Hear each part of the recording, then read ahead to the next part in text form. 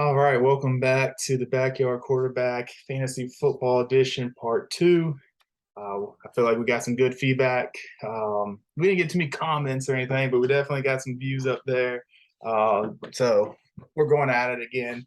Um, Marcus, how you been doing, man? I've been all right, man. The army been leaving me sleep deprived a little bit. Right. Just got off a 24-hour shift yesterday, but I got the chance to catch up on some sleep. So I'm Yeah. all rejuvenated, ready to go. Yeah, you told me you were able to get a couple mocks in, so that's always fun. So we're gonna do that again. We've already teamed up. We got a mock starting in 8 minutes. We're doing a PPR league, points per reception, and the size. Last time we did a 10 team draft. This time we're going with a 12 to go a little bit deeper into the players' rankings. Marcus, you want to start off with any people you think maybe being overlooked, sleepers? What you got for me? So just some people I think should be drafted early, that may be overlooked, especially in the running back category because they are scarce. Yes. Just finding a good solid running back. Starting off with one big time that could possibly be a first rounder, definitely second rounder. Joe Mixon for the Cincinnati Bengals. Joe Mixon had a pretty good season last year behind what was a so-called terrible offensive line. Well, guess what the Bengals did after they went on that Super Bowl run, even though they lost with all those sacks. Instantly in the offseason, the first thing they did was fix their offensive line. So you're Yeah. talking about a running back that produced pretty good numbers behind a bad offensive line. I can only imagine what he's going to do this year behind a much better improved offensive line. Yeah. Another name that people probably not really thinking about because he was hurt all season last year, but he had a very exciting rookie season when he started getting more touches at the end of the season. Ravens running back J.K. Dobbins. We Yes. all know that the Ravens love to run the ball. That's their Mm-hmm. MO. That's the way they built their team around Lamar Jackson, is that they love to run the ball. And the poise and the burst he showed coming even after Mark Ingram and Gus the Bus, Yeah. I was just like, I would just start Dobbins at this point, and that was in his rookie season. So Yeah. he's coming off injury, but he'll be the lead back this year, and that's gonna provide some solid I wouldn't say sleeper, but just a big name that not many people would think about to go so early, Yeah. I and think a he lot should of produce a people lot of numbers. Probably, they'll go over him. They might go with Connor. Gosh, can't believe I'm going blank here. James Connor, or like Ezekiel Elliott, because they're kind of in that same area. But when somebody's young like that and they come back from an injury, I tend to kind of be okay with it. I mean, I can't really label him injury prone. He's had that one injury. He's still young. I'm guessing he's around 23 years old. I know Gus Edwards is not ready yet. He's coming back from his injury. So, because they kind of have that, they kind of have a shared backfield there sometimes. yep. Gus would definitely be kind of your goal line to with short yardage, try to get that first down. But from my understanding, he might be missing like the first 4 games. That's going to let CK be the main attraction back there in the backfield. I think it could definitely be a very good pick. And my little tidbit on the Joe Mixon one, he's only 26 years old. It looked like his highest year of receptions. So, PPR, he had 42. Even if it was like half PPR, you're still looking at an extra 21 points, 31.4 points for his 314 yards, and he still caught 3 touchdown passes. So, you see Burrow set back, and you're like, oh man, don't throw it to Chase, don't throw it to Higgins, don't throw it to Hayden Hurst. boom, he drops it off to Joe Mixon. That you love that in your running back. And I think he is going around that second round. So if you can team him up with a first round running back and then get Mixon, so I think that back is like Dalvin Cook. If you get Dalvin Cook and then a Joe Mixon, I mean, you're done with running backs right there. I mean, obviously injuries and whatnot, but you're looking in good shape. Mm-hmm. But I do like that Mixon pick. Those are two starters that probably will not come off the board. And just to throw a name out there as far as sleepers go, you mentioned one right there with Hayden Hurst at tight end. Hayden Hurst has really been overshadowed his whole career because, you know, he got drafted to the Ravens, who had, of course, the big man who could be the number one, if not number two tight end in the league, Mark Andrews, with the production he gets from Lamar Jackson. I put him and he was behind Boyle as well. And then he moved to another team where he was again overshadowed. But now he's got the starting role. And with the weapons that everybody's going to be worried about, and Joe Mixon, Hayden Hurst, T. Higgins, Tyler Boyd, Hayden Hurst can really fly under the radar because he's a good tight end that's just been overshadowed his whole career. And now he's got a starting role along with the experience that he's already had in the NFL. So as far as a sleeper late round tight end, if you forget a tight end and you're, you know, and it's late in the rounds, or you just like looking for a good solid backup, Hayden Hurst is going to be a solid pick for you. Now he's going to be back there, you know, 12, 13, 14, 15 round, maybe even further back. We'll see where he lands up, but definitely if you forget that tight end, or you're looking like, all right, I'm for sure going to get Kelsey, I'm for sure going to get Waller, and or Kittle or Andrews. So those are the top four. Your Pitt still Pitt's in there. I mean, he was 1,000-yard receiving last year. But anyways, all of a sudden you're in the 5th, 6th round, they're all gone. You're like, oh no, you know, I wouldn't just frantically pick one right then and there, but I would probably take my chances with maybe getting 2, maybe even 3, depends on how many bench players you got. I would do kind of like maybe go with someone like Pat Fairmouth from Pittsburgh, and I would get Hayden Hurst too. I wouldn't just rely on the one. I would get a couple different ones in the back that could emerge into a tight end one. I think with Fairmouth with 7 touchdowns last year, he didn't really get that much for yardage, but I think that's more due with Ben Roethlisberger wasn't able to throw that much at like deep passes. Yeah, I think you'll see that change this year. He even mentioned it. He's like, I view myself as an 800, 900 yard tight end. So you get that kind of output from him, you're going to be in good shape. That would definitely be a tight end one. We are 27 seconds away from the opening this draft. I think there's another 2.5-minute wait. But just to let everybody know who's following, listening along, we thank you. We appreciate you. We got Marcus. He is drafting at the 5 spot, and I am drafting at the 10 spot. So it's about to open up here. Yeah, I'd like it. Joe Mixon, C.K. Dobbins, Hayden Hurst. You know, these are players like if they're available for me in front of me, I'm taking them. I'm not reaching. I'm not taking Joe Mixon with the 5th overall pick. You know, I'm not saying that he's not worthy or he couldn't be there. He could definitely be there. But I would definitely go with one of the, you know, higher PPR rated ones, you know, if it's Eckler. Now Henry's not much of a PPR guy, but he gets so much output, it don't really matter with him. But I would get, you know, maybe a Dalvin Cook before him.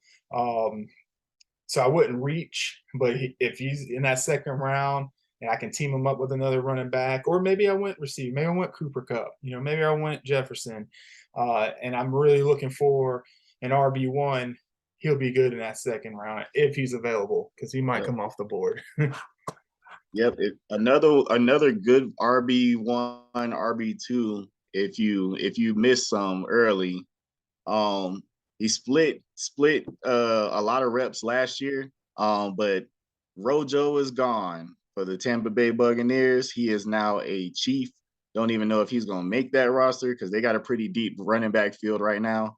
But Leonard Fournette will actually get the bigger share of the carries this year. I think people have a love-hate relationship with him. Yeah. Well, maybe as a Jaguar fan.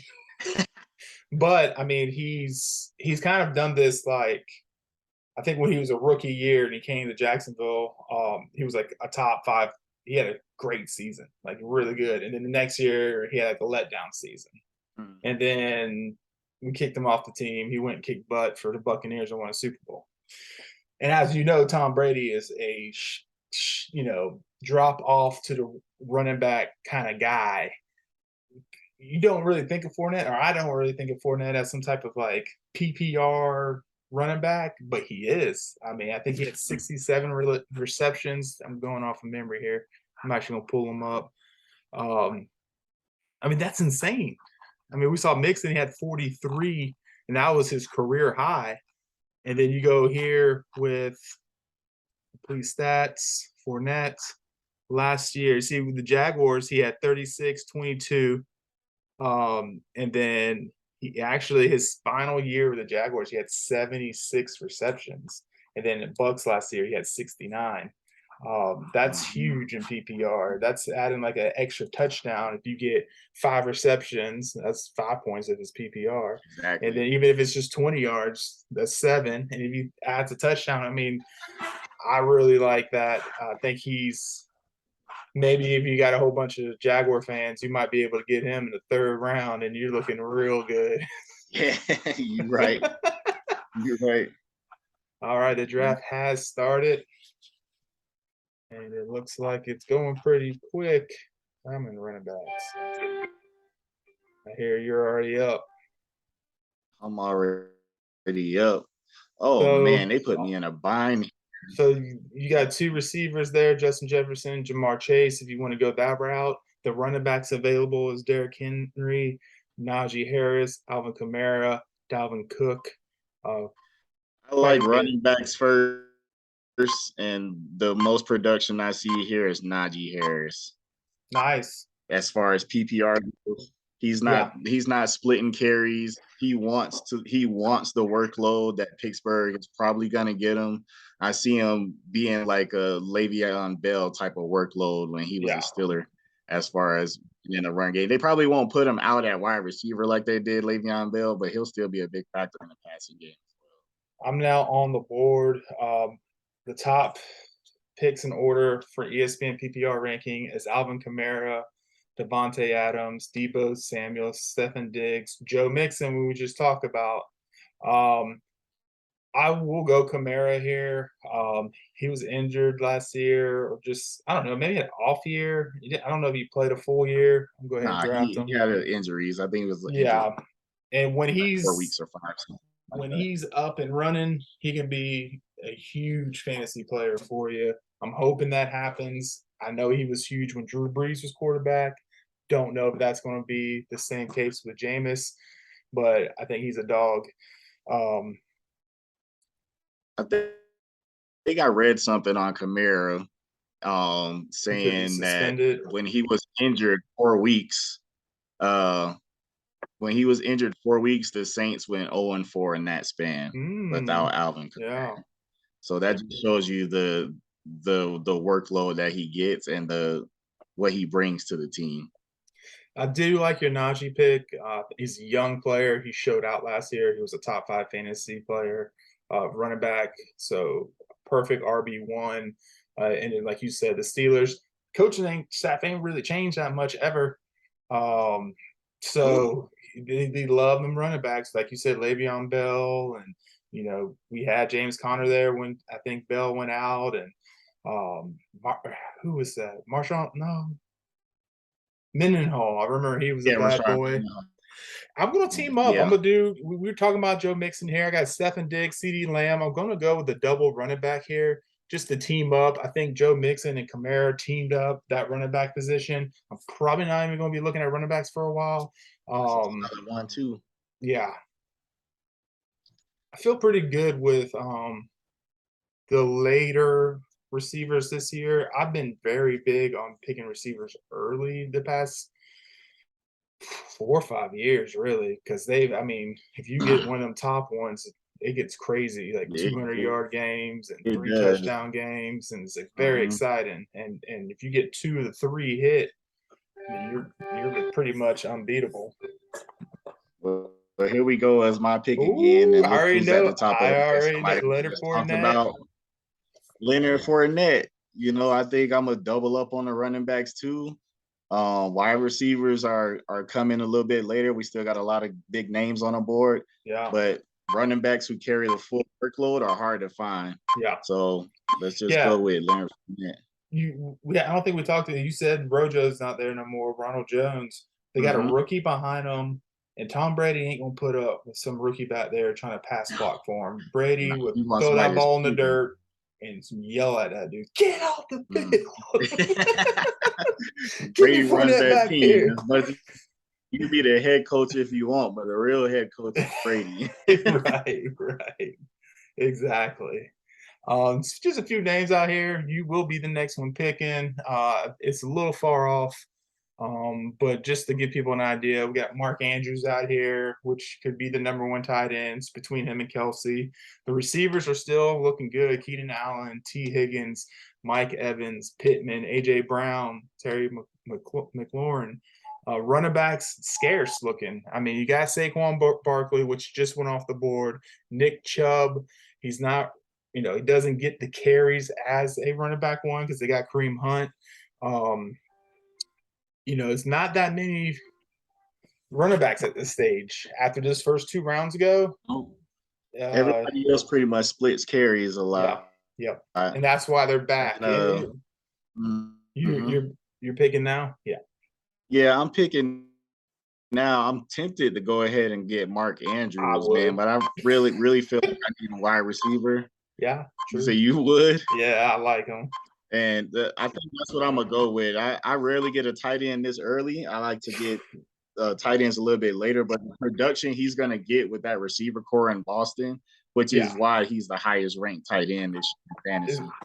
100 receptions, 1,000 yards, probably gonna get you 8, 9 touchdowns. It's just, I mean, it's like having another receiver. And when you play somebody else, as long as they don't have Kelsey, I mean, Waller can go off sometimes, Kittle can go off, but other than that, going off for anybody else would be like, just need to score a touchdown. Yeah.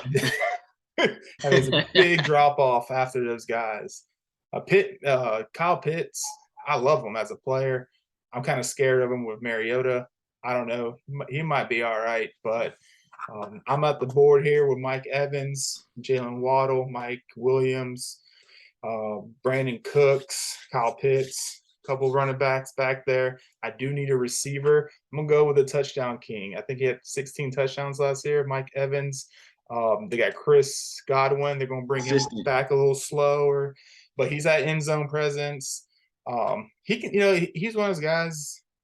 He'll get you 1 catch for 4 yards one game, and you're mad at him. You're like, man, this guy sucks. And then the next game, he's got 3, 4 touchdowns, and it's Yep. just he went off. It's nice Mm-hmm. to have those guys. Do want them to hit on those days you need them to hit, but he might hurt your feelings for a week or two. But Yep.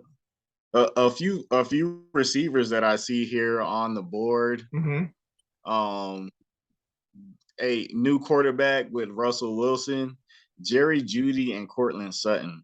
These are two young Mm-hmm. receivers who have not had a promising quarterback their whole career. To me, it's a younger But now you version. got Jerry Jeudy, who's going to be like the Tyler Lockett, Yes. and then Cortland Sutton is going to be the new DK Metcalf. So Yeah. those are two young receivers that I see on the board that I'm thinking about picking if they're still there. Unless Jalen Waddle is still there. Right. I mean, breaking the rookie receiving record, I don't care if Tyreek Hill is there. But I feel like Tyreek Hill is going to open up the room more for Jalen Waddle. And Tua already, of course, has that rapport with Jalen Waddle and not so much Tyreek Hill. So that's going to be a good pick. So Waddle just Equinemius went. St. Brown. Oh, Waddle did not go. Nope. I'm on the David board here. Montgomery. I really don't know what to do here. I might go with the highest pick, which is Waddle, but it's Waddle's Cooked, Pitts, Ezekiel Elliott. I could go quarterback and crazy Josh Allen and be like, ah, but I'm not feeling that way right now. Yeah, I'm gonna go with PPR. He had 100 receptions last year. Yes, Tyreek Hill is there, but he might be double teamed sometimes. They need to know where Tyreek's at all times. Waddle Mm, might be there, just a perfect mhm. situation. They couldn't stop him catching the ball last year. I Nope. went with Waddle. That's a solid pick. Yeah. Yeah. So it looks like my team, my pick is up. I got Marquise Brown, who's with the Hollywood. Cardinals now. I feel That like he's gonna probably be the same type of receiver that was, but at the top of the board, somebody I just named, here we go, Jerry Judy. yeah. Um, Being with Russell Wilson, the production that Tyler Lockett got, Mm-hmm. I'm gonna just keep that same flow Nice. and go with Jerry Judy because I need a wide receiver. Yeah. Marquise Brown, he's teamed up with his old college quarterback. They were together in Oklahoma, Cal Murray, with D Hop out the first 6 games of the season. Um, I think he's gonna have big production. You heading out, babe? Sorry, I won't cut that out. But I think he's gonna have huge production maybe the first 6 games, and then when D Hop comes back, he might slow down some. Yeah. But that could be an idea if he goes off those 6 weeks that you might be able to trade him for maybe a first rounder that's got an injury and they'll be back in a couple weeks, or they just haven't performed as well. And it's like, I can get Devontae Adams, I can get Stephen Diggs. I know he's gonna be all Mhm. right. You know what I mean? And Yeah. things like that can happen. I think you're 2 picks away. We got Amon-Ra St. Brown, Gabriel Davis, Chris Godwin, Patrick Mahomes, Justin Herbert, Josh Jacobs, Clyde Edwards-Helaire, Devin Singletary, excuse me, Darren Waller, and George Kittle. But he's got his tight end locked down. He Yep. ain't worried about them. My tight end's locked. I'm looking at this list. I He's just looked Lamar over the Jackson running down back. there. I don't like what I see. Quarterbacks, I always wait. I still need another promising wide receiver. And at the top of the wide receiver list is Equanimeous St. Brown, who had 90 receptions as a rookie last year. So I feel like he's already got that rapport with his quarterback. And I'm gonna go with that pick. Nice. I expect him to do even bigger things this year. Yeah, I saw some preseason game, and it was like the first drive he caught like 2 balls. I don't remember for maybe 27 yards or something. But it's like, oh yeah, he looks like maybe the go-to guy there, Mhm. and for the Lions. Yeah, and people are going to be worried about Jameson Williams when he comes off an injury. Yeah. So that will probably even help Mr. St. Brown's production even more I'm once on the Jameson Williams. clock. I got Chris Godwin, but I already have Mike Evans. I don't want to double team receivers. I mean, when they both can go off at the same day, but my tight end is looking slim. There's only Darren Waller, so I'm gonna go ahead and grab him before I'm sitting there trying to get a sleeper. Yeah, one sleeper that should be there, especially with the addition of AJ Brown, is Dallas Goedert. He demanded attention last year in the Eagles offense, with pretty much only Devontae Smith and sometimes Quez Watkins really demanding attention. But Dallas Goedert should be a solid pick too if you miss out on all the bigger tight ends, the big names. Dallas Goedert should get solid production. I expect him to get you probably 9 or 10 points a game. Yeah. Nothing too crazy unless he scores a touchdown. But he's definitely taking over that lead tight end role.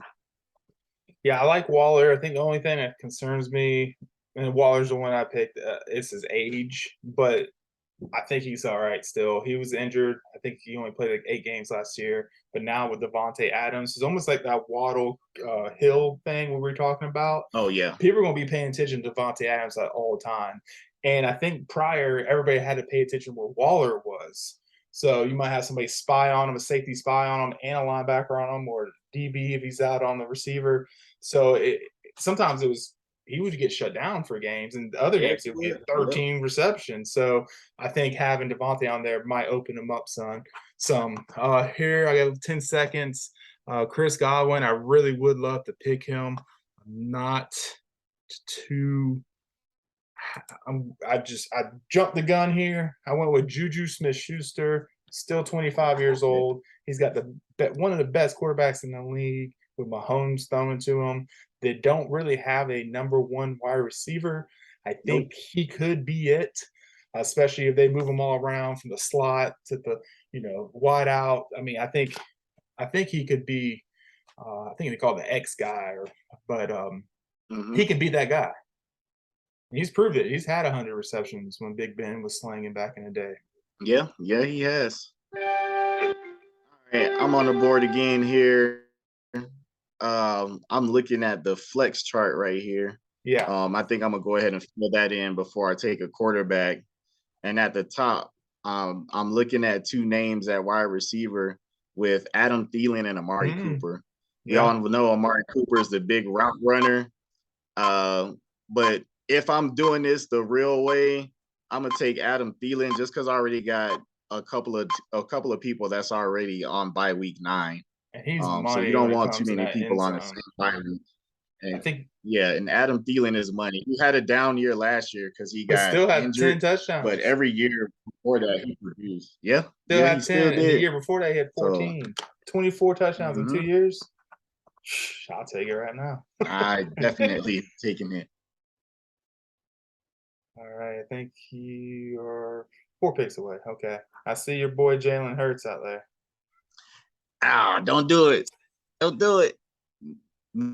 Nah, do it. Hey, Jalen Hurts is gonna have a big year, man. You'll be picking here in 2 picks actually. Okay, yeah. I need a quarterback. That's where I'm going next. My starting lineup is pretty much set besides defense and special teams.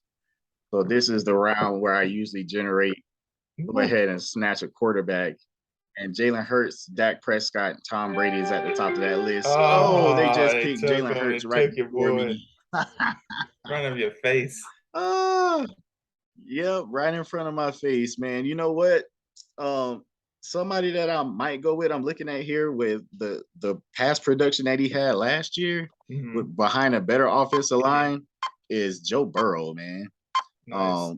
I'm gonna skip Dak Prescott again. He's bye week 9. I got too many people on that bye week, and I'm gonna jump all the way down the list to Joe Burrow. Nice. Yeah, I don't think you can go wrong. I feel like all these quarterbacks kind of they're kind of on the same tier. You know what I mean? Yep. You're like, I'll jump Dak. Dak don't run no more. Joe doesn't either. He doesn't really run. But I mean, I was impressed with to.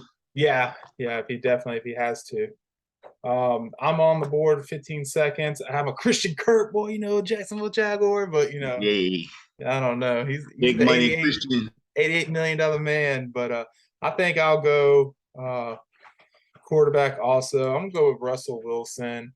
We talked about Jerry Jeudy. We talked about Cortland Sutton. They got a good run game with Javonte Williams, rookie, and then you also have Melvin Gordon can come in, help out.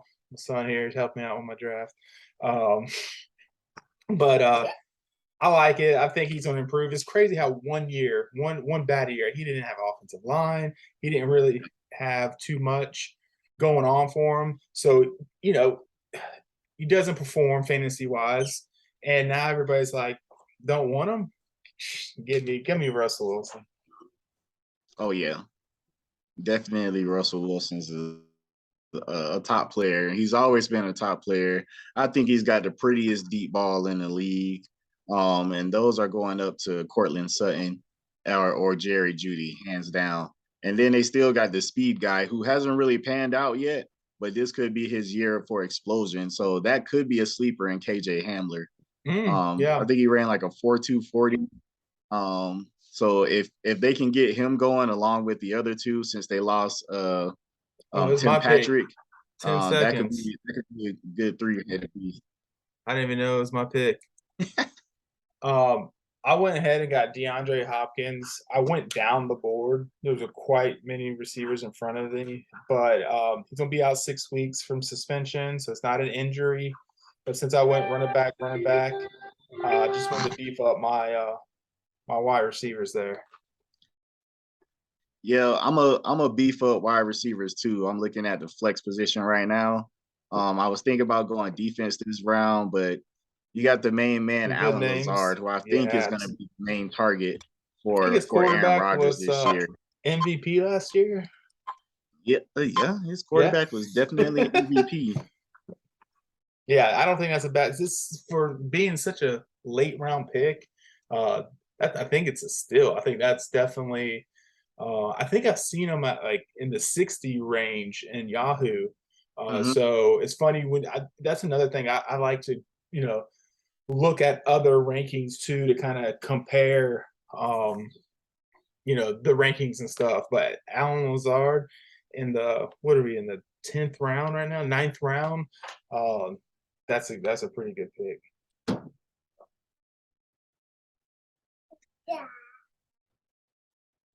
Yeah, nobody's been drafting defenses yet because they're pretty low on the board. But this is Yeah, where my starting lineup is set. I got one backup receiver, backup running backs are gonna be there. The main running backs are what you really want. But there are some good names out there still in the flex position. But you can't go wrong with having a solid defense and special teams. And right here, I'm looking at two solid defenses with the Bills and then a defense that didn't do so good last year, but that was because of injuries with the Ravens. So they get their best players back on defense, but that Bills Mafia defense is one of the reasons why they went so far last year. They had a lot of people on the top 100. So I'm a stick with the Bills, especially with Von Miller back there. He's gonna add a nice addition to that defense. I'm sitting here. I'm next pick. I do not have backup running back. I'm going to hold out on defense just a little bit longer. Defense, when someone like the Bills, they're pretty much on top. Like, they're going to play the Jets. They're going to play, a low scoring run game against the New England Patriots or something. Like, that's one of the reasons why the Bills are a solid pick is the division that they're in right now is not that strong. I wanted AJ Dillon. He was picked right before this. Rashad Penny, James Cook. Oof. See, I'm panicking at 5 seconds. I went with Chris Olave because he's been showing out this preseason. I'm basically done at the wide receiver spot right now. But I think when you get a rookie like this, sometimes they go off, and you get something like a Waddle rookie year or Jamar Chase, or I think even Justin Jeffries was okay. Yeah, Ricky wide receivers are always really good sleepers if you can pick the right one. And I think honestly, out of the draft this year, that Chris Olave was probably the most polished receiver in that draft. The Saints are gonna definitely use him. Michael Thomas is coming back. So if Michael Thomas can get back to form, that'll take away some coverage from Chris Olave. He should see a lot of one-on-ones, which he's pretty good to win. The man's athletic ability and talent is just crazy. When you look at his highlight reel, you see him jumping over and catching balls over a lot of defenders, which is what you always want. He's that player that goes up for the ball and doesn't wait for the ball to come to him. So that's definitely a solid pick. I went with James Cook, the rookie out of Buffalo. I think you're going to start him slow. He'll be their pass receiver for PPR. if it's a high scoring game, I think he's gonna get a lot of points. I think he's perfect for a backup for me. I hear that you're on the Mhm. board now. Yeah, I'm on the board. I got an extra wide receiver, so now I'm gonna probably look for an extra running back. And who sticks out to me is Naeem Hines. Hmm. He's gonna be a solid pick, running behind a good offensive line whenever Jonathan Taylor does come out. He's a big time back that is slept on. But These he gets good receptions. production whenever he gets in the game. Yep, Yeah. a lot of receptions too. The running backs are going off the board now. They're either the backup or they're a starter, but they're not the main starter. They're splitting carries. They're trading off. Um, you know, this is where you hit a diamond in the dust too, though. You just This never this know. is where I try to find my sleepers and I just Hmm. kind of jump down the board. Um, Quarterbacks I'm gonna everywhere. go ahead and snatch up Jameson Williams. Oh, I don't know. I really don't. But yeah, I'm gonna go with Jameson Williams when he comes off injuries. Oh, that was not Jameson Williams. That was Jamal Williams. But Oh, still a look good time for back. He yeah, gets yeah, for goal the line Lions, touchdown. right? Yeah. Yeah, and so For the Lions, I wasn't looking. I'm just seeing Jay Williams real quick. I don't think Um, Swift's been healthy for a whole one year before either.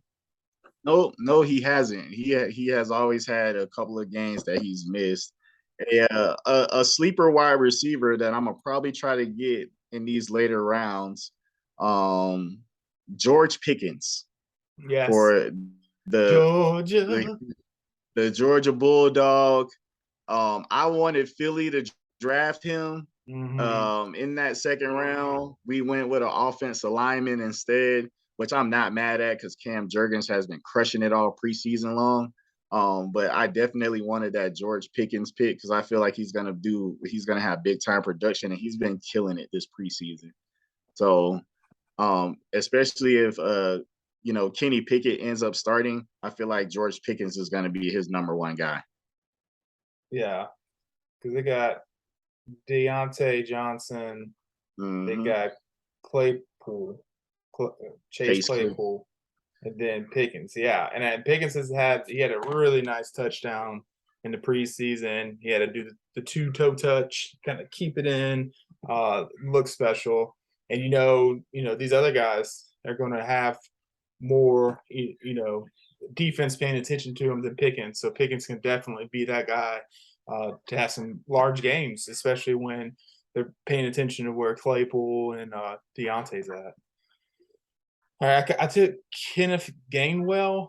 Sounds like Miles Sanders is like in the doghouse or something. I don't know what's going on with the situation, but you might need to elaborate on that for me. But I've kind of been taking Kenneth Gainwell in the back lately, Yeah, just to like, hey man, this guy might come out on top.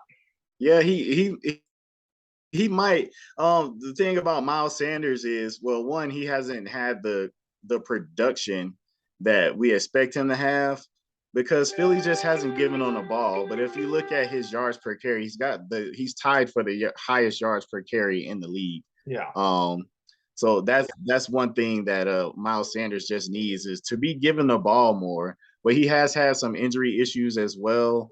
And with those injury issues, Kenneth Gainwell would be a good pickup. I'm gonna jump down and take the man that we just talked about and George Pickens. nice.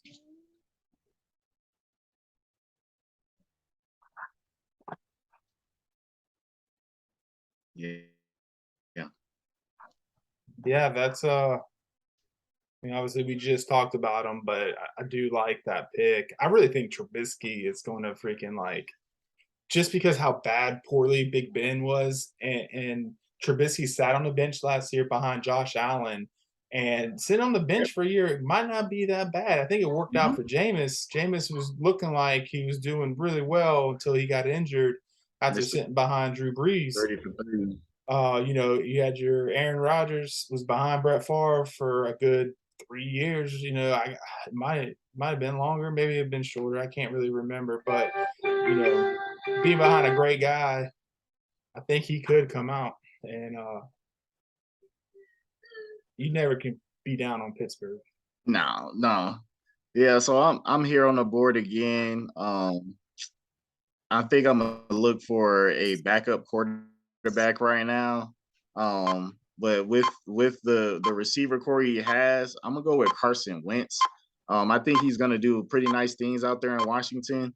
They're gonna rely on him. They want to return him to that MVP season that he was having when he got hurt, which I think is still there, even though it's like flashes. But he should be able to do some things this year in Washington.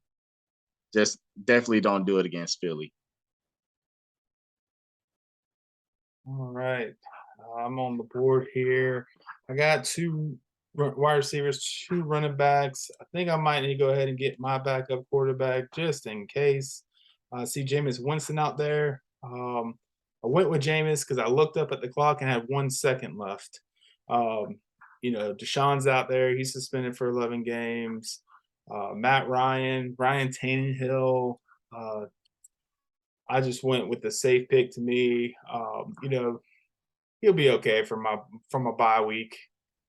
Week 9, I definitely will be starting Russell Wilson every single game other than that one. So I'm all right gambling on Jameis coming through for me. Man, I just looked at the kicker list and I see there's a decent bit of them gone, man. Yeah. I'm sitting here. I think I went with Daniel Carlson last time because in Vegas he's in a dome, so at least 50%. I don't know what their schedule looks like at the end of the year, but I know it's tough. You got to kick it from Lambeau Field or New England and kick it in below zero weather. So I went ahead and with Daniel Carlson again. They got a good offense. I think he'll be just fine. Yeah, I think I'm set with my backups for the most part. You know what? Since the kickers that I would normally pick are gone, I'm gonna check out and see what we have left on the board for tight ends. And I see two people that I have mentioned before in Evan Ingram and then Hayden Hurst. Yeah. So I think I'm gonna jump on. I like what I think Doug Peterson is gonna do with Evan Ingram, and so I'm gonna jump on that trend because Doug Peterson loved his tight ends when he was in Philly. They were big time for us, especially Zach Ertz, even though he's moved on to the Cardinals. So I'm looking to see what he's gonna do. This is the round. These later rounds right here are where I start going down the board and I start trying to find people who are like sleepers, people who can have potentially have a big season that you don't really think they're gonna have. Right.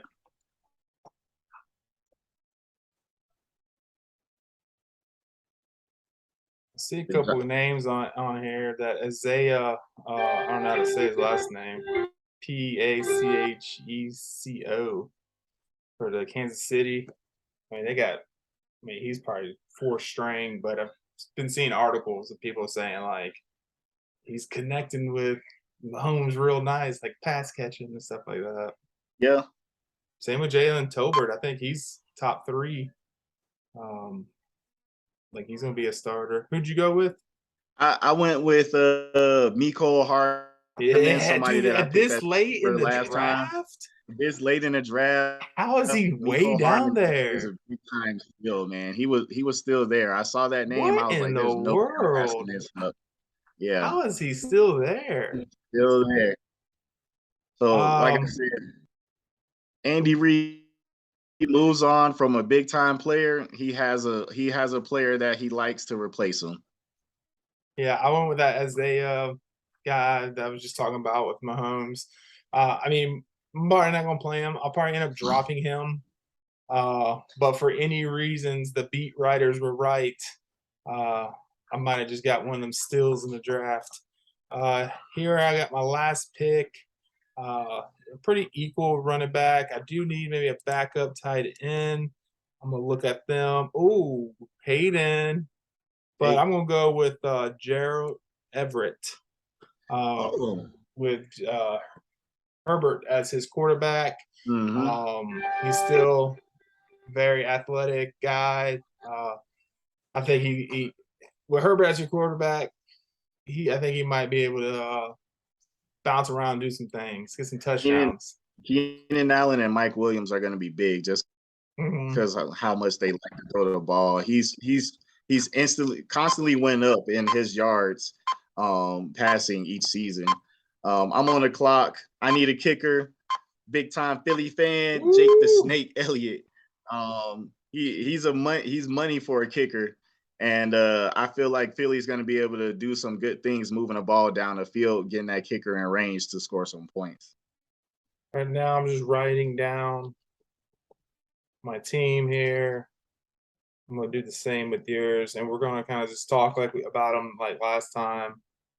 You know, just to say, I'm not really sure I would draft this exact way. This is what mock drafts are for. Mess around. Sometimes you don't know when you're going to get like what pick you're going to have. You don't know until like sometimes it's 45 minutes before the draft, an hour before the draft. And typically if something like that happens, I'll go and do a mock draft just to kind of see like where some players are going to be at. Because if you're like in the top 1-2 picks versus pick 11 or 12, like you're really not going to have a chance. Like nobody's going to fall from that side, especially early on with the picks. So it's nice to go ahead and get in, do a mock or two before your draft starts, just to be familiar with who's going to be around in the later parts, in the early parts. So I'll start off with my team, just kind of going over who I have. I'll have you spit off your team right afterwards. Just going writing them all down. Oh no, hey, buddy. You okay? Look at you. Look at you. All right. I went Russell Wilson at quarterback, Alvin Kamara at running back, Joe Mixon at running back. With those three right there, I'm feeling really good about my team. I don't have any doubt that Wilson is going to be a top 10 quarterback by the end of the season. Always. I can see him, especially just how everything went last year. I don't think people are really respecting him. I mean, I think the Denver Bronco fans are like, "Oh man, he's gonna be the #1 quarterback," and who knows? Like, maybe a good thing about Russell Wilson is he has a better defense this year that can get him the ball back. Yeah, and get the ball back in his hands on offense because they've got a pretty solid defense there in Denver. So that'll be big time for Russell Wilson having a ball. That the main thing people try to do when facing a really good quarterback is to keep him off the field. Yeah. And if you got a defense that's keeping your top tier quarterback on the field with the young, productive players that they have on that offense, a good running game and solid receivers, Russell Wilson's gonna have a good year. I'm hoping he has an MVP year. He deserves one, man. He deserves one. So Russell Wilson is definitely a pick. And he's not, I didn't get him with my first pick, second pick, third pick. I got him. I got Kamara before him, Mixon before him, Evans, Waddle, Juju. I got him probably around the 7th round pick. My son's trying to push something in here. He's freaking out. Hold on real quick. Sorry. Got you. Jordan. All that stuff you have in there, you need to take it upstairs before Jabari gets home because you're just going to get mad when he sees it and wants to play with it. All right. Sorry about that. We had some technical difficulties there. After that, Kamara Mixon, I really like my 1-2 punch at the running back spot. Can't sit there and just act like, well, if one of them gets hurt, I don't like my team. You're thinking they're going to be healthy all year. They're going to be big. Kamara comes back after being injured, has a huge season. Mixon has a huge season. Like, just repeat what you did last year. Like you said, they got a better offensive line. I'm really liking my top three there. Mike Evans and Waddle is going to be my starting receivers. I like them. I like Evans. He's a touchdown machine. He's not typically going to get you a bunch of receptions. Now, sometimes he only needs 4 receptions for 120 yards and 2 touchdowns. You know, Hey, I he's mean, 1,000 yards, man. yeah. So, and then Waddle is they're kind of complementary to each other. You got Evans is the touchdown guy. You know, he might have a game. It's 2 receptions, 18 yards, but he has 2 touchdowns. Exactly. I'll take it. You know what I'm saying? Waddle is I'll that take that all reverse. day. Waddle is that reverse that he can, I mean, even with Tyreek Hill out there, he can still get you 7, 8, 9, maybe the double digits, 10 receptions. And he's shifty. He could, you know, he's gonna learn. He's gonna learn from the best with Tyreek. He can take it to the house. He's more of a possession receiver. You Hmm. know, I can't remember how many touchdowns he had last year, but you know, I'm not expecting a double-digit touchdown like I am with Evans. But as PPR, when you're sitting there watching that last game, it's Monday Night Football, maybe it's Sunday Night Football because nobody has any Monday night players. You're looking like, all right, I got Waddle, bet, and I'll look. Okay, I'm down 14. I'm not even going to count a touchdown. I'm like, all right, if you can get 7 catches for 77 yards, that's game. He can do that, and it might be that last drive. They're Yep. coming back, Yep. and you know, oh man, I need just 2 receptions for 20 yards, man. Please, please, play after the play, boom, and you won. Yep. You're just like, that's And why I got him. he has that breakaway speed too. Yeah, For any DB that's not tackling him right away, yeah, it's dangerous. You know, right, because usually a wide receiver catches the ball, you're already halfway past. You know, you're already past half of the defense. yeah, So they're not set up to tackle him right away. He's got that breakaway speed. yeah, I want to see him and Tyreek Hill race. I think that'll be interesting. yeah. That would be Because good. Jalen Walker has some wheels on him, man. And You then speaking see, about some Dolphins receivers, one big time touchdown person for Tua last year, who could be a sleeper tight end, especially a backup tight end, is Mike Gesicki. yeah, Um, he's got a year to prove that he needs a big time deal as he's playing on a franchise tag this right, year. right. And so of course he wants to be a top tier tight end, which he has that ability. Hmm. He's just been on Miami Dolphins, you know. Right. So Mike Gesicki will definitely, if you're looking for a late tight end in the later rounds that could possibly get some production. He had a lot of touchdowns last year. I was starting him in my lineups last year towards the end of the season, Yeah, just because Tua started looking to him for in the end zone so much. yeah. I do like him as a tight end prospect. My flex, I have Juju Smith-Schuster. I mean, with Mahomes at his quarterback, I'm really excited about it. Um, he's the same with like Waddle. I think I can see high receptions for him, and then he's also the one that can break out and go down the field on a short pass and take to the house, or he can go deep and take it to the house. Um, my bench, I got D Hop. Um, I really honestly think, I think we talked about this a little bit. I won't get into it, but if he wasn't suspended, you're looking at maybe a third, fourth round talent. He's not Mm-hmm. coming back from injury. He is getting up there in age, 29, but it's not stopping his touchdown production. Nope. I He's kind of still look one at of the him best hands in the league. as kind of like a Mike Evans that I already have on my team, but I can see myself having a very hard decision after when he comes back. I'd probably wait a couple games just to see how he does, especially Mm-hmm. if Juju's going off. And Juju's going off, Diop probably ain't even gonna get in. It But is. if you know, you just don't know with Mahomes. He's there'll be a receiver that's the star that people don't even think he's gonna make the team right now. You know what I'm saying? Like he's on the practice squad, and all of a sudden he's like, "Who's this guy? You know, who's this guy with 5 catches, 150 yards, and 2 Yeah. touchdowns?" Uh, so I do have Diop for backup. We talked about Chris Olave. He's having a really good preseason, hooking up with Winston.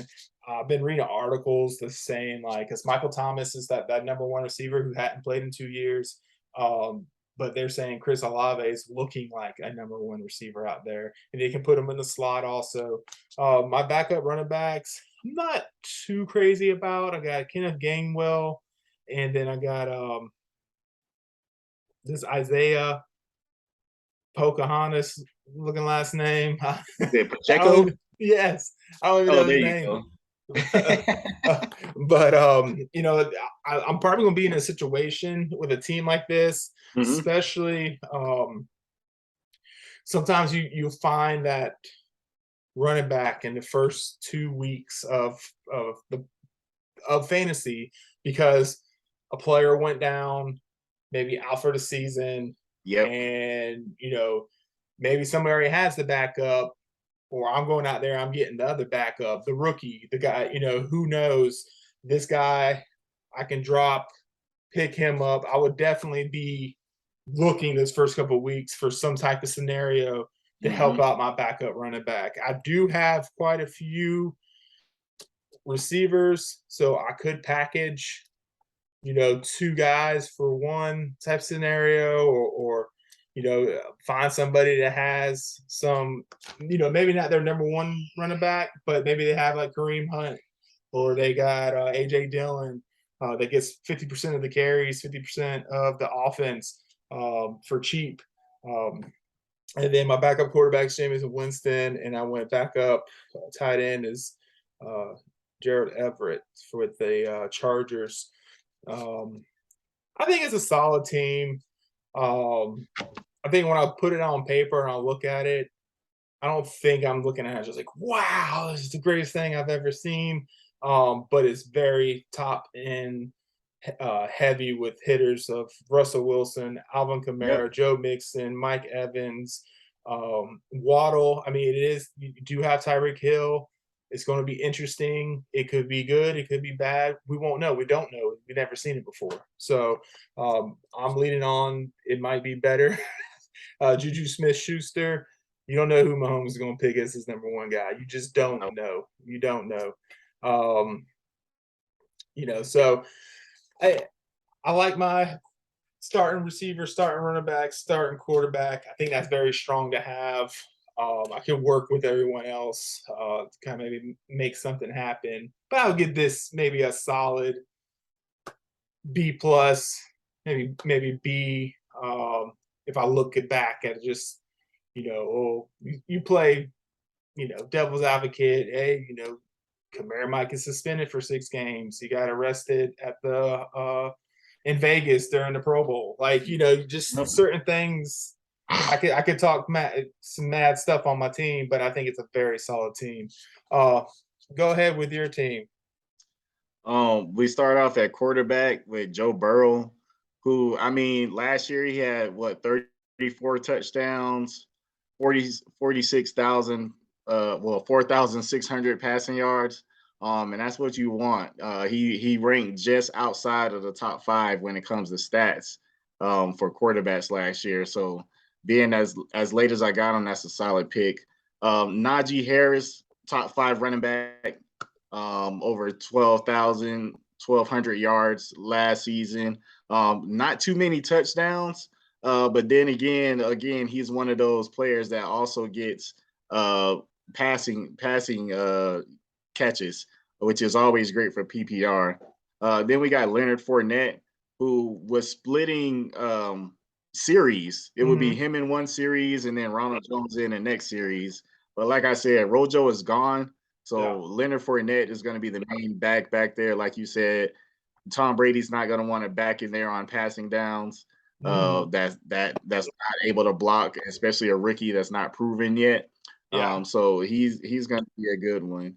Wide receivers, looking a little weak. I'm strong. I feel like I'm really strong on running backs. Wide receivers, they're kind of up in the air for me. Jerry Jeudy, Equanimeous St. Brown, and I got Adam Thielen at flex right now, which he actually might be the best wide receiver in that group. Yeah. But like I said, quarterback with Russell Wilson, I feel like Jerry Jeudy is going to be the new Tyler Lockett, who always had great production when Russell Wilson was throwing on the ball.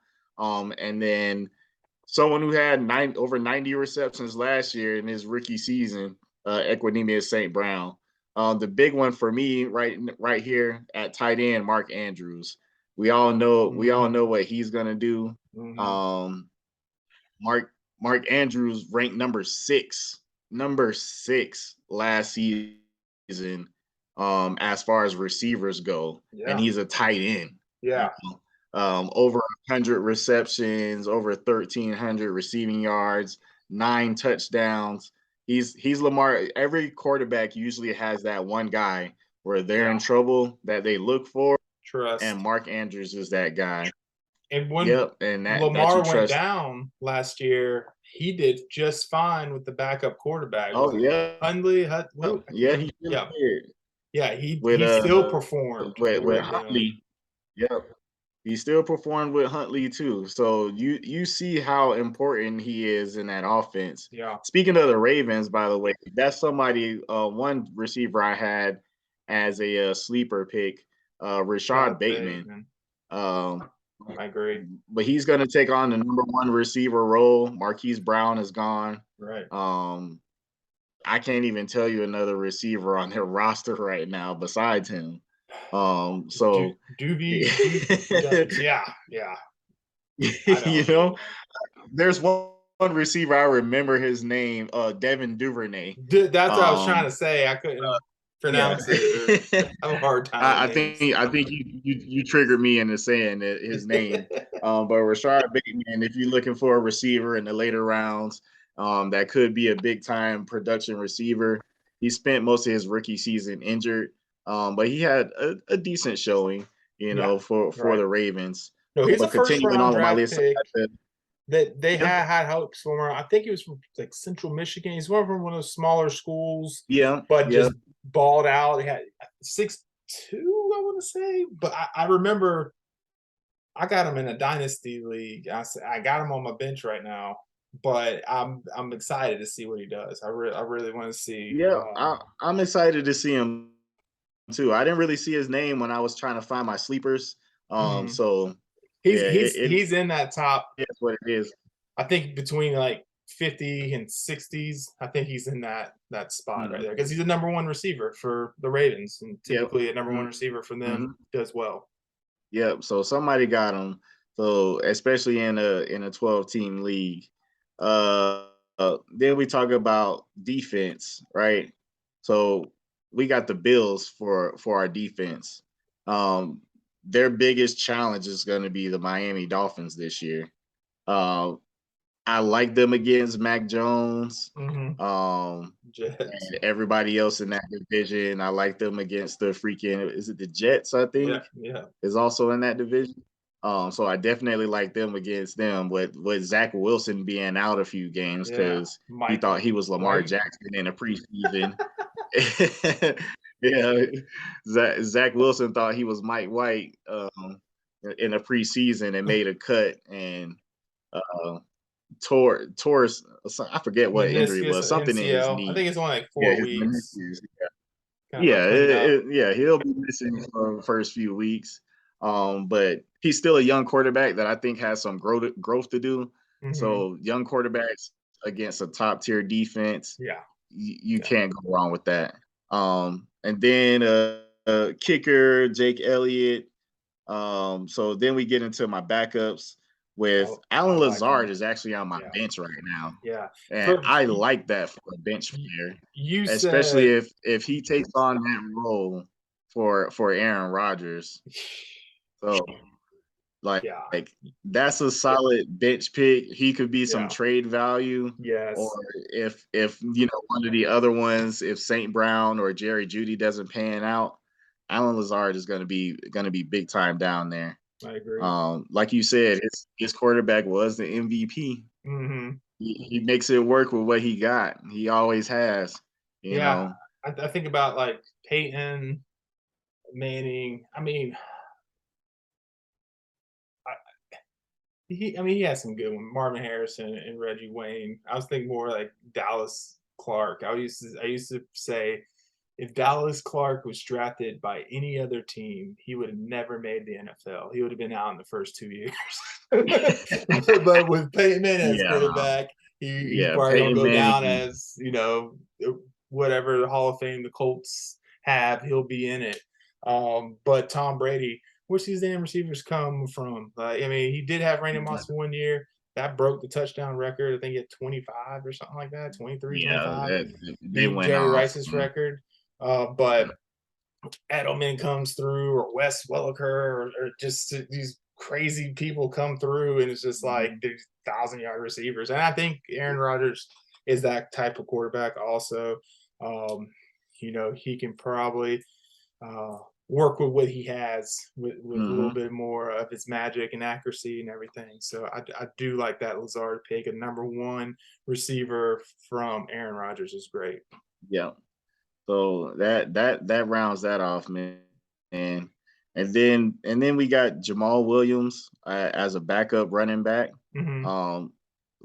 With DeAndre Swift out there. Swift again, since he's been in the league, he always has a couple of games being injured. It is a running back by committee field. Yes. So Jamal Williams does get a decent amount of touches. And Yeah. then he's the bigger back. So unless they're in a passing situation, he's the one that's down there in goal line situations. Yeah. And that's just like, you had LeGarrette Blount that year. He was on the Patriots. Yeah. He never had any yards. He always had at least a touchdown or something else to give you at least like 10 points. So being that, even though I thought he was Jameson Williams, I still like to pick Jamal Williams. And then for me, man, for the rest of mine, it's just a bunch of sleepers, man, or people that I think are going to do well this year. George Pickens, Evan Ingram, and Mecole Hardman with Carson Wentz as backup quarterback. And we kind of went over all of those already, but that rounds up my group. I think it's a pretty solid team. I think the main production, of course, is going to come from the running backs with Harris and Fournette. And tight end. But then tight end and Mark Andrews, can't forget him. But then if these receivers pan out, man, you're looking at a team that can go deep in the playoffs as long as the receivers pan out, which feeling at a flex is a steal. And if Allen Lazard, becomes promising with Aaron Rodgers, and Jerry Jeudy and St. Brown can take a seat, man, or I can double up those two on a trade for an even better receiver. I think it's because you did go running back, and then Mark Andrews. You don't have that sexy player, and I don't even know if Mike Evans is sexy, but you got Jerry Jeudy with Russell Wilson now. I don't really see that going poorly for him. No. St. Brown, I mean, he won a lot of people money like those last couple of weeks in the fantasy playoffs. Some people picked him up, put him in that flex, and it worked out tremendously. You worry about maybe sophomore slump, or maybe when Jameson Williams come in, is he going to get less targets? You said my receivers look kind of weak, and then you go to your bench and you got Lazard, George Pickens, and Mecole Hardman. I think it's a very strong backup for receivers. And I didn't even mention Thielen. So I think you're doing all right here. And I think too, people get so caught up in like wanting it just to look so good. Jerry Jeudy and St. Brown and Thielen and Lazard and Pickens and Hardman can win you a championship. They can. They definitely can. And that's why you're able to get Mark Andrews. You know what I mean? So that's why it worked out for me. I've never picked a tight end in there early. But just the way the receivers were looking, and Mark Andrews just, he was like, hey, I was digging through the bushes and I found a golden nugget, know. So there was no way you were passing up on that for Mark Andrews. I think the back that you have, Pacheco, he's third down on the roster. But look, I got the Chiefs game on right now, man, and hey, he's behind Edwards-Helaire and Jerick McKinnon. But just from what I've been seeing with the Chiefs game going on from Pacheco, I think mid-season, he'll be the number 2 back at least Jared McKinnon is a good back. He's had a lot of injuries, but he runs hard. But the way Pacheco is running right here in this preseason game that I've been watching, and I've actually heard some sports commentators talk about him too, saying Andy Reid really likes this guy. Yeah. When Andy Reid likes somebody, Andy Reid uses them. Right. Right. So, No, but he's probably one. He's definitely, like, right now. They just showed his stats: 10 rushes, 51 yards. That's sick. 5 yards per carry. Everything you dream of with with a running back. Granted, like this is preseason. All the starters might not be out there, but that just means the starting offensive line isn't out there either. I think Carl Edwards-Helaire he's going to be on a short leash. Like, he's had his chances. He's had his time. I think they're pretty disappointed because I think he was the first running back taken that year. It was the last pick. They won the Super Bowl. And it was like, yo, we're just missing this final piece to, like, be whole. And then, I mean, he had some kind of gallbladder or I can't remember. It was something, non-life threatening injury, but like took him out, and just it seems like it's always something with him, and he's not performing. So I think he is going to be on a short leash, and then he's not going to be it's going to be a committee. And as the weeks go by, watch him start moving up this depth chart. And if he breaks off a 70-something yarder catch or run, he starts breaking stuff here and there. I can see him just going into that number one spot. But I think it's gonna take time. I think, like you said, that halfway through the season, and he's already number 2. You're looking like this, like, hey, come on, I need you to take that over so I can go into the fantasy playoffs. Scratching your hand like you like some money. Thing. Yeah. So I think that's a good pick for you, man, with Pacheco out there.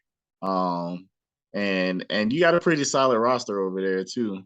Like we don't have all the flashiest names. I mean, you got 3 big time flashy names. I got 3 big time flashy names. And really that's the main thing you need is those people who are going to get you 15 to 20 points or 20 plus points per game. You got a couple of those, and you just need, 7, 8, 9 points. You hope for double digits from all of your starters. That's what you hope for. But it's very rare that you get that. A quarterback that gets you 15 to 20 points, like Joe Burrow, Russell Wilson, they're going to get you that. Because they're throwing the ball, and they're throwing the ball well. Both are really good, accurate quarterbacks. So it's not always about the flashiest team. And then you got to do your research. I did a lot of research last night, considering depth charts, who's starting, who's not starting. One player that's a rookie that might have a good season just because he's starting as a rookie in the running back spot is Breece Hall. He's someone that I didn't even see in the draft, so I'm pretty sure he went pretty fast. Yeah, he goes with around 30s. He's in the third round. He typically is gone. Yeah, and he's another one too, because they drafted Michael Carter last year, the 4th round pick, and you got to think he did well. He didn't. It's not like he didn't do bad. Yeah, he's on he ain't gonna make it. But I also do think you're not drafting Breece Hall for the first 4 weeks of the fantasy. No, you know what I'm saying? You're not expecting that huge workhorse or huge games or anything. But just like we talked about the Kansas City running back, after those 4 weeks, once they start getting the ball a little bit, he's learning. I mean, it's a different with the NFL. It could take a minute to learn it, but I think once he gets comfortable, once it's like, all right, it's go time, and he's going to be the main featured back. Carter will get his carries, but once Breece takes over, then you're like, I just got a 1st round draft pick in the 3rd round. I got a 1st round draft pick in the 4th round. So He's definitely the rookie running back that's expected to have a great first year. Yeah.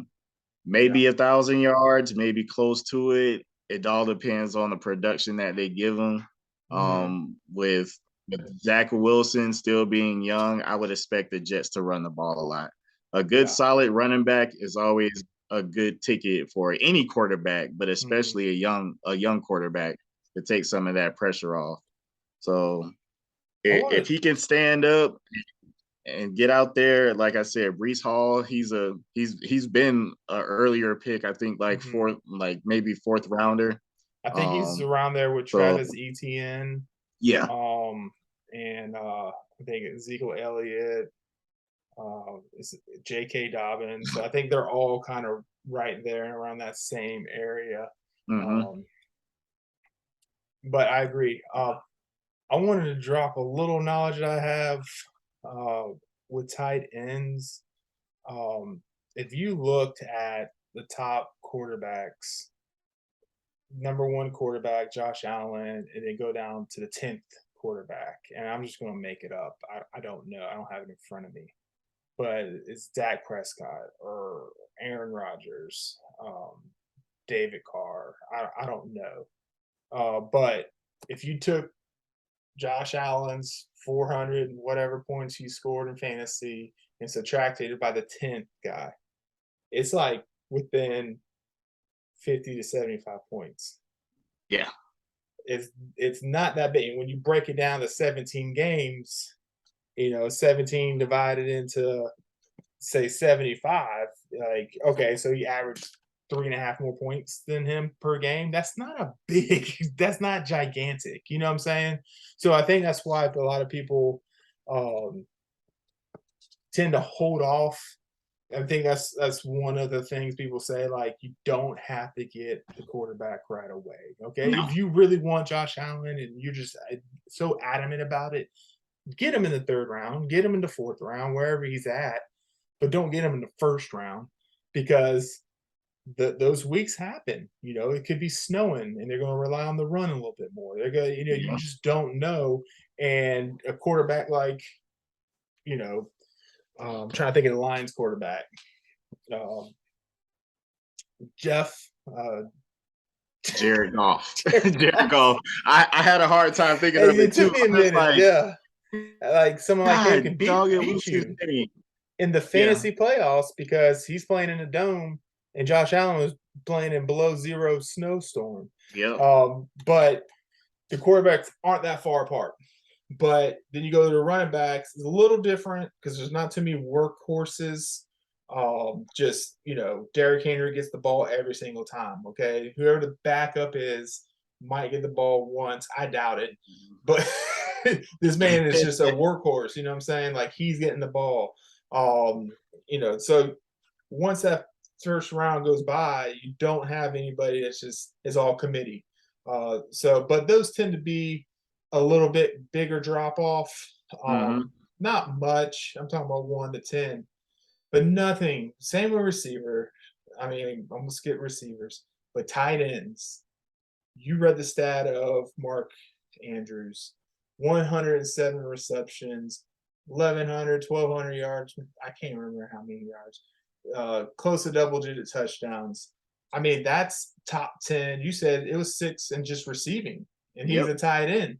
When you take the number 1 tight end and subtract it for the number 10 tight end, it's like over 50% difference. That 10 tight end has got maybe 60 receptions for 600 yards, and maybe 6 touchdowns. It's half of whatever Andrews did. So the drop off on the tight end is ridiculous. It's so if you don't have Kelsey, Mark Andrews, Darren Waller, Kyle Pitts, or George Kittle, that's it. Might be on the outside looking in. I think Schultz did good last year. I think he had 800 yards and 8 touchdowns. Yeah, he was a boomer bust because I had him on my team.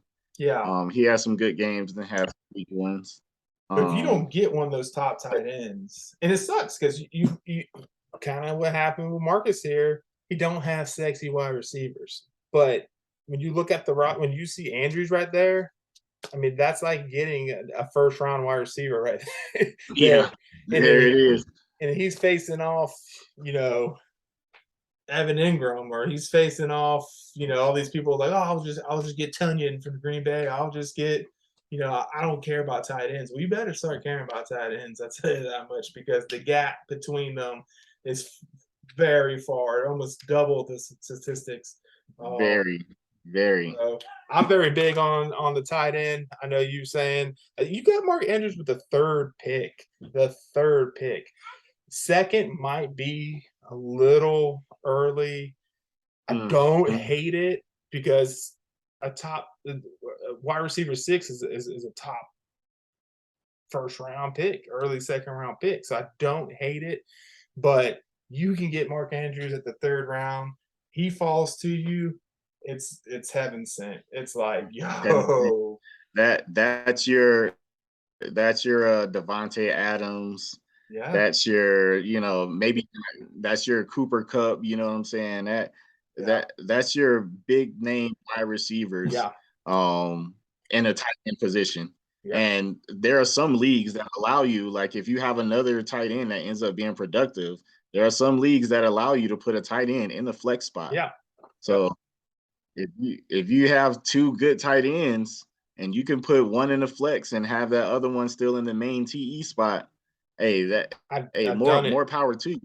I've done it. I think I brought it up last time. I had Kelsey as my tight end, and then this year he had broke the record with touchdowns, most touchdowns by a tight end. He had 1,000 yards, you know, 90 to 100 receptions, and then I got the year. I think it was George Kittle's second or third year, and then Kittle broke the uh, receiving yard record with over Yeah, 1,400 yards. I And would so have that hated through the seeing that line. playoffs, through the playoffs, I had Kelsey and George Kittle, and they kept going off every single playoff week.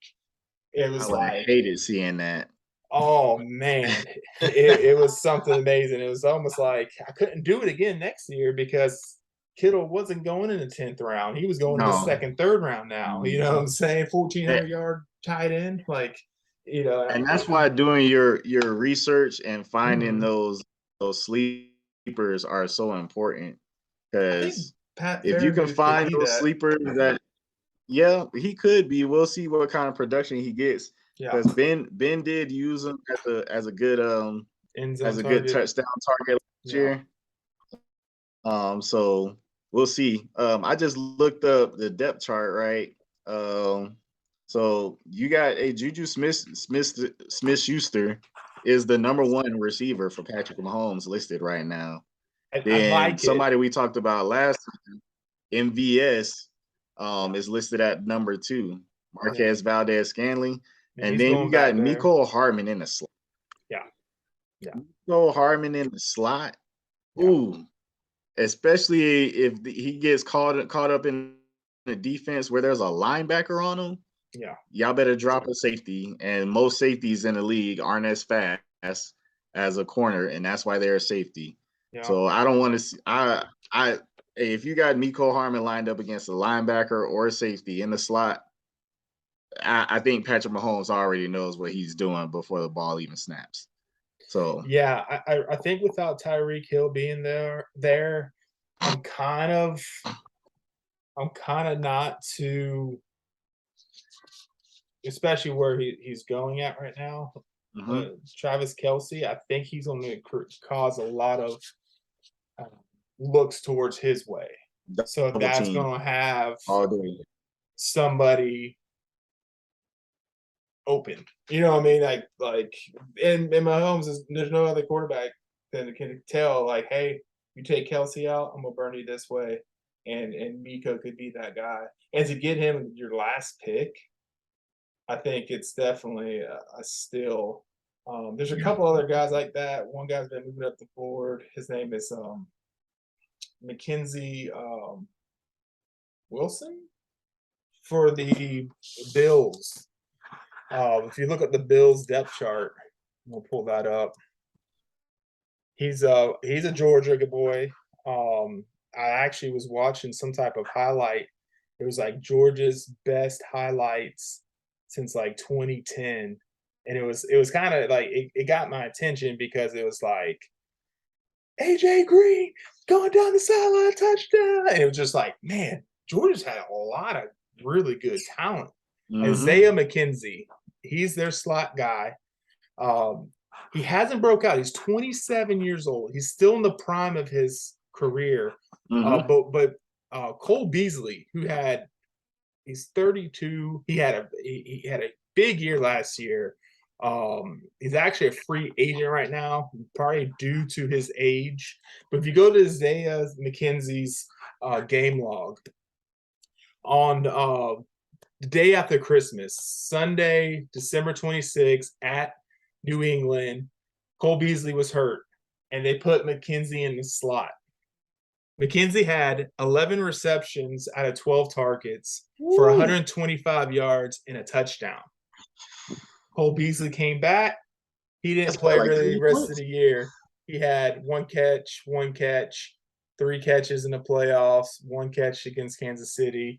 So now that he's actually the starter, and if you type in Isaiah McKenzie, he's moving up the draft board. You can still get him in your bench positions, but he's starting to be where you drafted Lazard at. And I'll take a Lazard to number 1 over the slot, but he's kind of going in that area these days now. But he was going way back. There's been so many positive reports about him.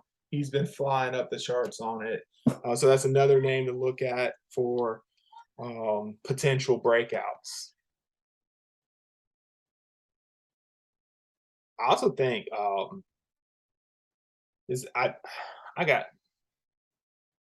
I never drafted him. I don't like him. I don't even think he's been on any of my teams. But I just saw this Derwin James, who's a former Florida State player. He just got paid with the Chargers, one of the top-notch safeties in the league.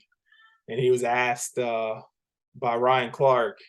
He's like, who's comparable, like practicing against someone like Keenan Allen in practice? Is there any other guys on that level that, players that you play against that's on that same level? He was like, yeah, Tyreek Hill. And he was like, but you also gotta be sure you game plan for these people. So if you have like Waller and Renfro, they can beat you too. And Ryan Clark had to kind of stop the interview. He's like, are you really going to start off with Tyreek Hill and end up with Renfro? And he was like, yeah, he different. He goes, the encyclopedia salesman? He's like, no, he ain't no encyclopedia salesman. They all start laughing and stuff. And he was like, you know how to watch film? Go watch him. And I ended up pulling up the stats after that, and he had a legitimate year last year. And now the role with Devontae Adams, obviously they lost Henry Ruggs, they lost Zay Jones.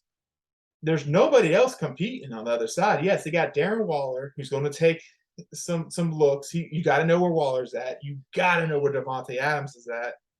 And Hunter Renfrow is that pesky Cole Beasley, that pesky little Julian Edelman that just kind of finds his way open. And he's like falling down and catching it between 2 defenders diving over him. You know what I mean? It's just like, I think he could be, because he's kind of starting to fall back just because there's so many options. They got Adams now, Waller, but that second receiver and that slot receiver can be very valuable, especially if they know what they're doing. And he scored a lot of touchdowns too last year. I don't think they're just going to be like, well, we got Devontae Adams, we're just going to stop throwing to him. I think he's got a good rapport with Derek Carr, and I don't think his production is going to go down. So to see what he did last year, which I'll go ahead and pull it up real quick. But I mean, he's not a sexy pick. I think you looking at me like, hey, I'm gonna let you I'm gonna let you talk on this one because I just typed in Hunter Renfro and it keeps pulling up a baseball player.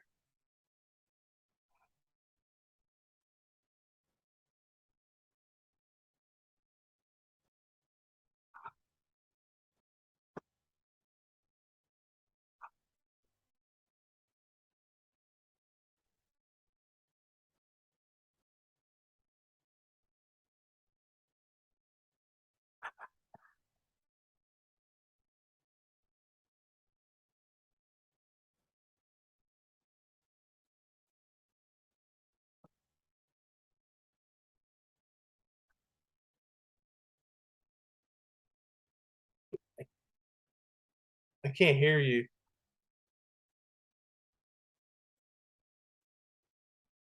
I can't hear you.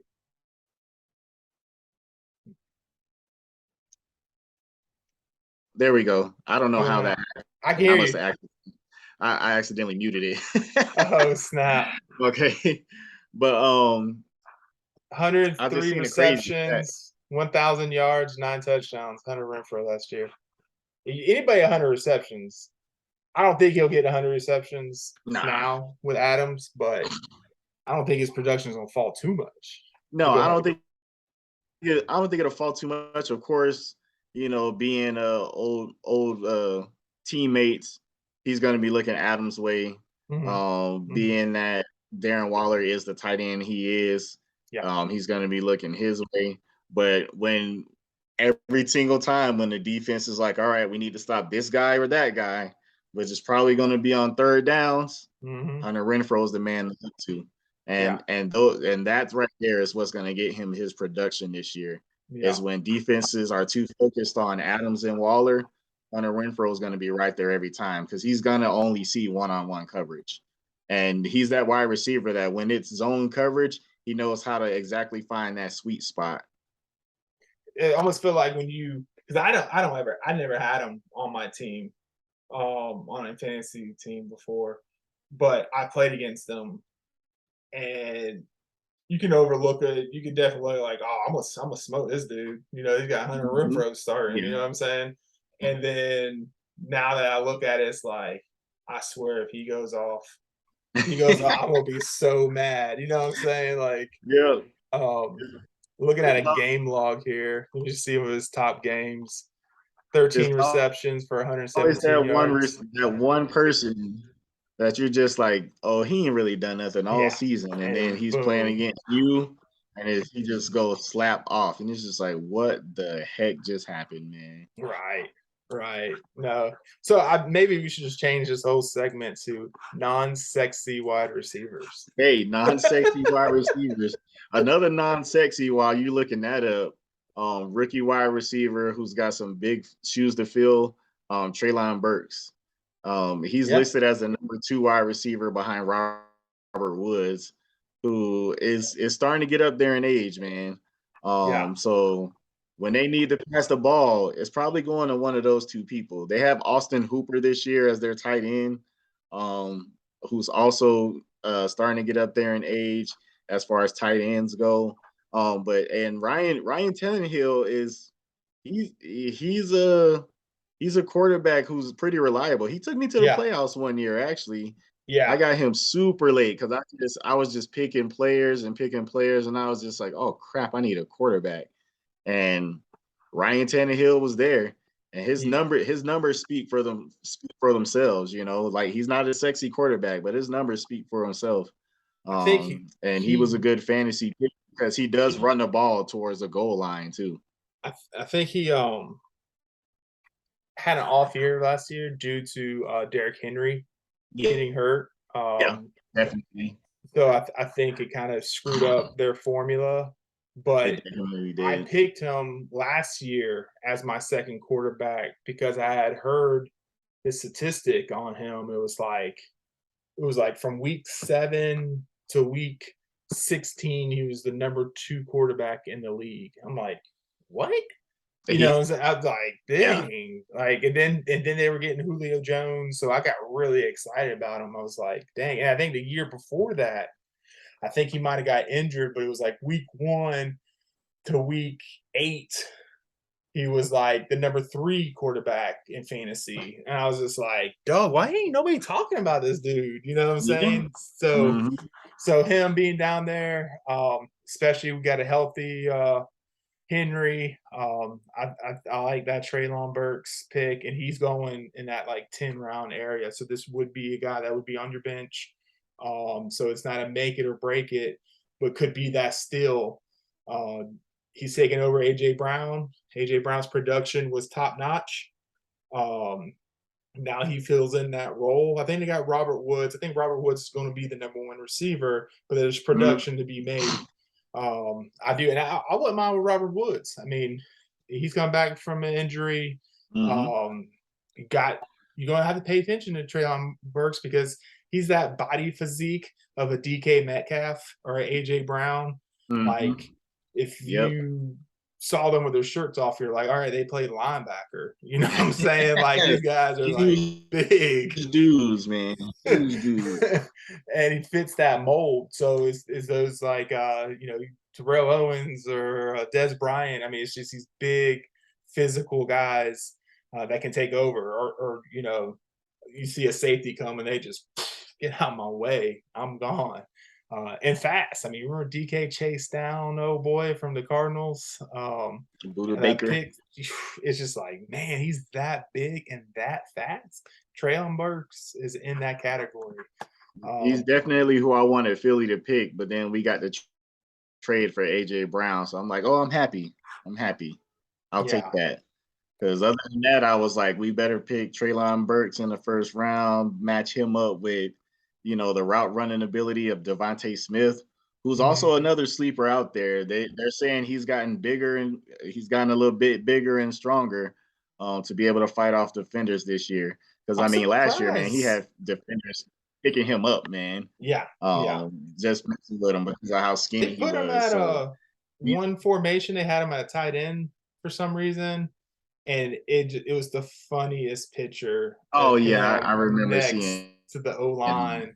He was in a 3-point stance. Yeah, looked like my son was out there playing in the NFL. You know what I'm saying? Like, and he's 7. But yeah, no, he's very interesting.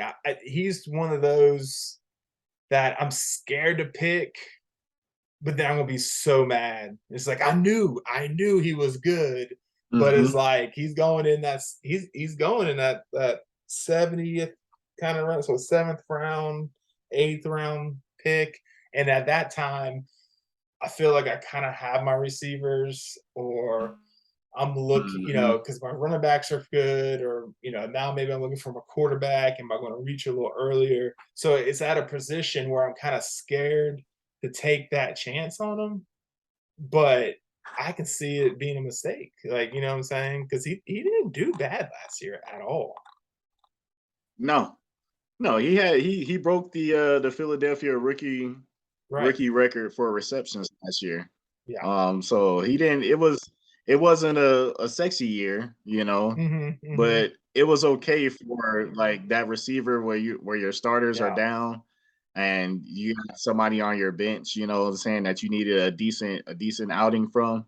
Um, that was it. But again, he was the number one receiver last year. He got all the attention from the And best now you corners. got AJ Brown So taking that now with attention. AJ Brown taking that attention, Devontae Smith, the coverage isn't going to be as tight on him as AJ Brown. Um, Especially with the relationship AJ Brown and Jalen Hurts has, people are going to be looking for that to be pretty explosive. So Devontae Smith is probably poised to have a pretty good year at the number 2 wide receiver spot. But these Yeah. non-sexy receivers, man, we just keep finding them. Yeah, So yeah, they're all over the place. I actually just try to pull up something. I saw Tyler Boyd. I mean, he gets his 800 yards, 7, 8 touchdown games. Like, you're not going to win. You definitely need, um, like, it's hard to kind of put Tyler Boyd as a non-sexy receiver in the same category as like a Jerry Judy or St. Brown, like, or Thielen. You know what I'm saying? I feel like they are not okay, they're not sexy as a first round pick or second round mhm, pick, yeah. but those are still solid picks. We're kind of going into that sleeper maybe just a little bit outside of that, you know, you're going to get good weeks out of Tyler Boyd. You know, Michael Gallup when he gets back, I'm sure he's going to find his way with Dak again because they seem to always link up pretty nicely. Um, I mean, those are your veterans. I think we talked about Robert Woods. Um, I think it'd be a good mixture as your bench to get a veteran receiver. I mean, Robert Woods is a number one receiver. It's hard to find a number one receiver in round 10, 11, 12. Alan Lazard, you know, it's hard to find that number one receiver back there. And there seems to be plenty of them back there. So definitely try to grab them. And then I would also try to grab that rookie too. Rookies seem to be playing a lot better at that wide receiver in their rookie year versus a running back. You know, running back, they got a lot more responsibility with protecting pass coverage for the quarterback. You know, there's a lot of things that they need to know all the plays where a wide receiver is kind of like, hey, I'm a decoy running down the sideline. You know what I'm saying? Yeah, a receiver's block Yep. too, but you know, Mhm. they're not going to have Devontae Smith blocking too much. You know what I'm saying? No. Like, Definitely not. His blocking will be pretending to run a route. but I think it'd be Hey, good to have a you run good a fly, mixture. that's your blocking. Because Lazard, he's a veteran. He's been in the league 4, 5, 6 years. I remember the Jaguars signed him as a rookie, undrafted free agent, and then Mhm. he ended up going to Green Bay. I think they got him off our practice squad. And then you got Pickens, who's a rookie that he's fits in that mold of these rookie guys that are huge, strong, big, 6'3". They can hold their own. You know what I'm saying? Mhm. I think that there's been I think I saw a highlight of him when he was in college. And when it was a block play, he would drill him so hard that he would put the DB on his back. And He's so aggressive. they showed that, and then they showed a couple preseason games, and he's done it to these. I mean, like you said, it's preseason, might be guys trying to make the team or whatnot, but these are professional athletes, or they're trying to be, Yep. you They're know, still make the team, and he's putting them on their butt. So that's another one. I like that. So you went veteran, you went rookie, and then you went Miko Hartman, who's right in the middle of that. I mean, this is going in his third year. You got Tyreek leaving. We've talked about Miko so much. I don't want to go too much in it, but I think that bench of yours is a formula to win. You know what it I'm is. saying? It is. I just gotta play the pieces right each week. That's all it is. Yeah. Play the pieces with the starters I have. It should allow me some room in the first few weeks to kind of see what production the bench people are getting, and Yeah. then after the first 3-4 weeks, then I should be able to be like, okay, here we go. This is what I'm getting out of each one of these players. You're now my starter, or you're gonna continue to be my starter, because it's there, man. The potential of everybody on that bench is there, especially the wide receiver groups that's on the bench. The Yeah. potential is there. So Yeah. I mean, I just saw another one. This guy's 133, so you can get him in the 15th round, 13th round, but it's Joshua Palmer with the Chargers. He was a rookie last year out of Tennessee. I forgot who. I feel like there was some type of injury that happened, or someone was out for a little bit, and he came in that number 2 spot and performed, did quite well. And they've been saying good things about him in camp. But it's that third receiver. He can fit in the slot and go outside. You know, the guy Keenan Allen to pay attention to, Mike Williams pay attention to. He could have some big games. So that's another non-sexy pick that could be very good. I think we can go all day with these non-sexy mhm. picks. But we'll probably need to go ahead and end it. I think, let me see. It is 6:50. I can't remember what time we start. 5:15 was our draft. So yeah, we're sitting on about, a little over about the same time, about hour and a half. I think we went 137 last time. Yeah. Um, so I think that's where we're at right now. So um, hey, fantasy, I think everybody's probably got drafts this week. Fridays is tonight. I think I got a draft on Sunday, and then I got a couple next week. I think I got a couple. They always draft the night before the Thursday night football game. I like that, especially with injuries that could happen and occur. But this is getting down to the nitty gritty. If you're going in blind right now in the draft, it's not looking good. So we would definitely suggest to get a couple mocks in. If you know your position number, go ahead and do some mocks. And I'd like to do them on different days, just kind of how I feel this day, or I might read something, or I might see something. Um, but definitely stay in touch, do your research. I know you're big on that. Um, if you got any questions at all, fantasy wise, we love to respond to them. If we continue to do this during the season, somebody sends you a trade, somebody like, hey, let us know, man. I would enjoy that. I would really like to dissect looking into trades or maybe areas where you can get a 2-for-1. Yep. People try you with trades too sometimes, see if you're paying attention. Yeah, I think too. It's just like I've kind of have, because I've gotten those trades where it made me mad and I just withdraw and like that's it.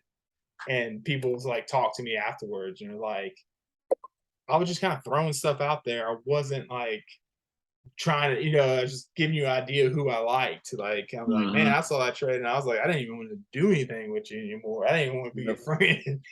always do counter trades. Yeah. Always do counter trades. When you see what they want, look at their team. Try not to make their team stronger, but still try to make your team stronger. I mean, if it's a pretty balanced trade, like if their wide receiver stack, your running back stack, that's always a pretty even trade. So yeah, definitely. Is there anything you want to sign off on, or you good? no, I think that's a wrap for me. I got everybody on my little notes list that I had on here. We talked about. Yeah. So hey, that's it for me, man. I'm good to go with this. Another good sesh for me. Yeah, man. Sounds good. We'll post this up. Should be able to find it where you get some podcasts on, and then I'll have to up the YouTube video uploaded. So you got different options listening. But thank you. Hit us with those likes and follows and all the other stuff. And we might continue to do this, man. So I'm with it. all right, man. You take care. Hey, you too, bro. All right, man. Nice. Peace. Yeah. And,